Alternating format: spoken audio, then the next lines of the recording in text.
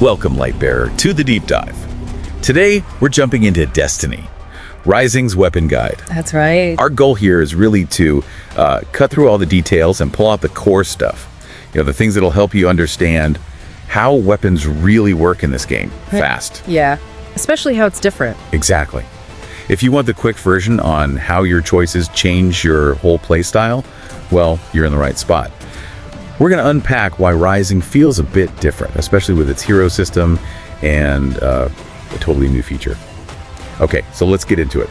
The first really big thing is this hero-based system. It's not like the main Destiny games. In Rising, your character, your Lightbearer, isn't just about abilities. It actually limits the weapon types you can even use. Right, which is huge. It means picking your character is basically picking your weapon philosophy right from the get-go. Totally. It locks you in. And what's interesting there is how it immediately shapes their tactics. You know, every character gets one primary weapon and one heavy weapon. So primaries, like your auto rifles, scout rifles, they're still for that sustained fighting. But maybe you pick one knowing your heavy is totally different. Gotcha. Like covering different ranges or roles. Exactly.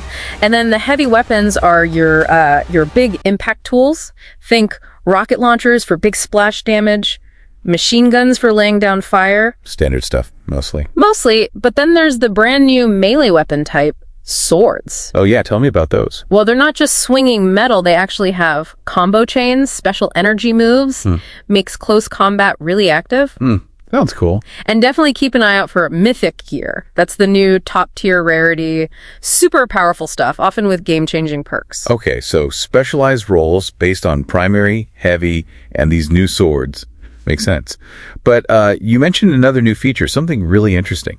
Ah, right. The dual wielding. This is a major new thing in Rising for certain characters. Dual wielding. Okay, now that is interesting. What can you dual wield? So far, it's confirmed for SMGs, submachine guns, and sidearms. And what's really neat is you can mix and match them. Maybe one SMG and one sidearm for, different tactical feels. So like one for pure rate of fire, one for maybe a bit more precision? Exactly. And some guns even have special duality traits. Perks that only work when you're dual wielding them. It really pushes you towards a more mobile, aggressive style. You're juggling reloads, keeping the pressure up constantly. It changes the rhythm of combat. So, all right, we've got Lightbearers locking you into weapon types. We've got this new dual wielding. What does this actually mean when you're putting together your loadout? It sounds like it's all about synergy now, right? Absolutely. It's not just about picking the best gun overall anymore. It's about the best combination for your Lightbearer. So the big question is, how do you figure that out? How do you build something that feels right?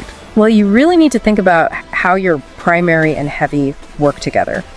Maybe you pair a precise hand cannon with a rocket launcher to handle crowds, covers your bases, Right, makes sense. And you also have to consider your character's abilities, their unique skills, and their relic.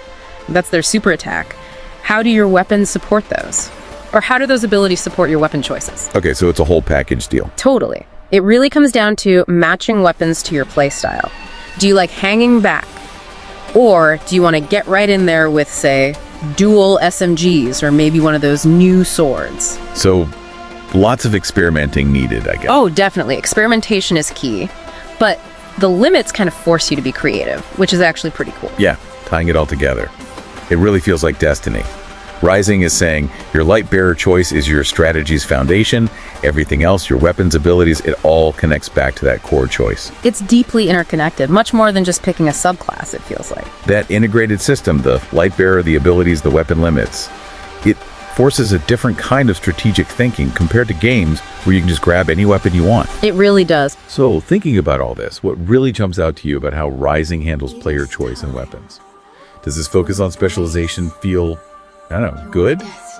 Or do you kind of miss that total freedom? Makes you think, doesn't it? Yeah.